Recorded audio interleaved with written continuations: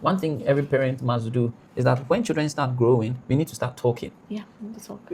And when we start talking, we are not talking To instruct them. Yes, we are talking to understand them, so that we can set boundaries and amend the boundaries as the children are evolving. Because sometimes we also set boundaries, and even after the child has evolved, the boundary remains the same. You see, and that sometimes creates a lot of problems. Maybe one example: an uncle of mine one day left home, and he had traveled, and his 18-year-old had just finished high school at Boy home. or girl? Boy. And he had about 4 or 5 cars parked at home.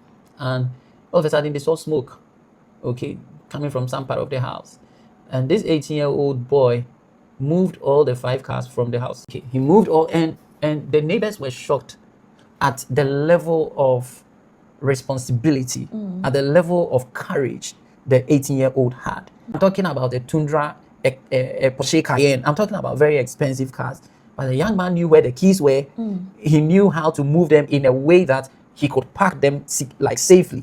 And he was skilled enough to drive at 18 to park all those cars and ensure that the fire doesn't go. The point I'm making is that, do you know what that means? That means that 18-year-old had been given clear boundaries, and he knew what his father would do. So, you know, another 18-year-old will sit or will run out of the house and beg people to come and help when he can drive, because the boundaries were not moved. So as a child, he wants to drive, and parents say, oh no, you can't drive now. But when he's 15, 16, you need to move the boundaries and now say, okay, now you can't drive. And this is the level of power you have. The point is that we need to come to that place where we're able to really, really set clear boundaries and keep moving the boundaries as children are growing, and then define the boundaries in a way that is meaningful to the child.